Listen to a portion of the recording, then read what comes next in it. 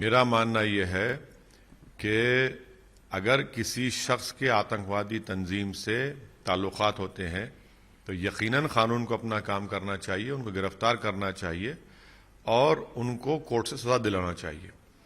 मगर असम में बोगैगांव में जो मदरसे को डिमोलिश किया गया वो कंडेमनेबल है, इसलिए कि हेमंत बिस्वा शर्मा की सरकार ने सिर्फ 12 घंटे का टाइम दिया नोटिस देकर, हाँ, और वो बिल्डिंग 3 साल से मदरसे की वहां पर बनी हुई है।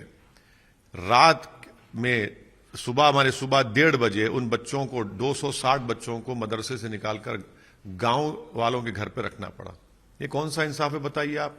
और आप नोटिस में ये नहीं कहते, नोटिस में कहते कि सेक्शन 26 डिजास्टर मैनेजमेंट का वायलेशन किए। भाई 3 साल से बिल्डिंग खड़ी, आपको याद नहीं आया?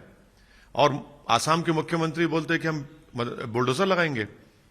आप रूल ऑफ लॉ के तहत सरकार चलाएंगे या बुलडोजर की तरह सरकार चलाएंगे? और बुलडोजर की तहत चलाना चाहते हैं तो आप बोल दीजिए मेरे पास संविधान की कोई अहमियत नहीं है, मैं अपनी मनमानी करूंगा। सर, उसमें अनियमितता पाई गई, सरकार अगर नहीं, देखिए, अगर कोई टीचर के संगठन से, आतंकवादी संगठन से ताल्लुक थे, आप पूरी तरीके से उनको गिरफ्तार करिए, केस चलाइए और कोर्ट में उसको साबित करिए। मगर आप पूरे मदरसे को तोड़ देंगे, ये कौन सा कानून है भाई? मदरसे जो 3 साल से खड़ा हुआ है और नोटिस में आप ये नहीं कहते कि हम टेररिस्ट ऑफेंस में यहां का टीचर पकड़ा गया, आप सेक्शन 26 डिजास्टर मैनेजमेंट का जिक्र करते। सुबह 1:30 बजे रात को 260 बच्चों को, मासूम बच्चों को मदरसे से निकालकर गांव वाले अपने घरों में रखते हैं और 12 घंटे की आप नोटिस देते हैं। भाई उसमें तो म्युनिसिपल लॉज में ये प्रिंसिपल्स ऑफ नेचुरल जस्टिस के खिलाफ है। तो आसाम के मुख्यमंत्री योगी आदित्यनाथ की तरह वो बुलडोजर से सरकार चलाना चाह रहे हैं और वे बताना चाह रहे हैं कि भाई अब मोदी के बाद हम ही है, इसलिए ये भी एक एंगल है इसमें। तो ये सरासर गलत है, संविधान के खिलाफ है, प्रिंसिपल नेचुरल जस्टिस के खिलाफ है, ये जुल्म हो रहा है आसाम के मुसलमानों पर। सर, आप देखिए, आप वो प्रोवाइड करा नहीं, झूठ बोल रहे हैं। ये वो मदरसे हैं जो उत्तर प्रदेश के मदरसा बोर्ड में इनका कोई रजिस्ट्रेशन नहीं है, इनको सरकार से कोई ग्रांट नहीं मिलती है, प्राइवेट मदरसे हैं। आप क्या देंगे उनको? आपके पास तो कानूनन कोई तरीका ही नहीं है उनको कुछ देने का।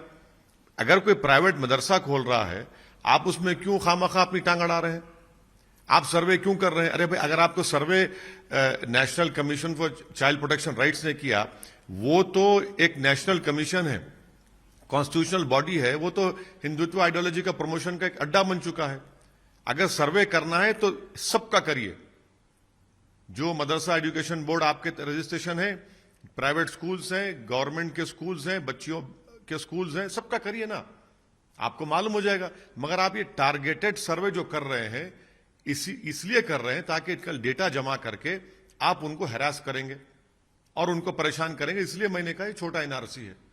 नहीं सर, नहीं, आप समझिए, नहीं, रेगुलाइज की जरूरत उसकी जानकारी चाह रही है तो गलत क्या? सुनिए, ये मदरसे तो ओवरग्राउंड काम कर रहे हैं ना, अंडरग्राउंड तो नहीं कर रहे हैं।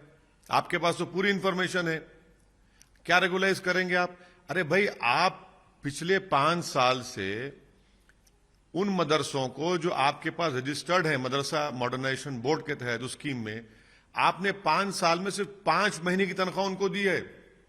अरे वो तो तनख्वाह दे दो पहले। वो जो पंडित लोग पढ़ा रहे हैं, हिंदी मैथ्स पढ़ा रहे हैं, उनको भाई 5 साल में सिर्फ 5 महीने की तनख्वाह आप दी है। कितना झूठ बोलेगी होगी सरकार? आप जो है उनको तनख्वाह नहीं दे पा रहे हैं, तो आप ये सर्वे क्यों कर रहे हैं? आप ये सर्वे इसलिए कर रहे हैं कि जब डेटा जमा हो जाएगा तो बाद में आप इन तमाम मदरसों को परेशान करेंगे, हैरास करेंगे मुसलमानों को।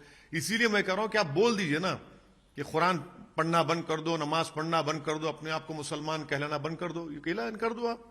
आपने एनआरसी, मिनी एनआरसी, बिल्कुल छोटा एनआरसी है। आप जब डेटा जमा करेंगे क्या करेंगे? एनआरसी भी क्या करता है? अगर एनआरसी होगा तो पूरा डेटा मिलेगा, उसके बाद हैरास करेंगे और फिर मुसलमान को स्टेटलेस बनाएंगे आप। तो ये छोटा एनआरसी है।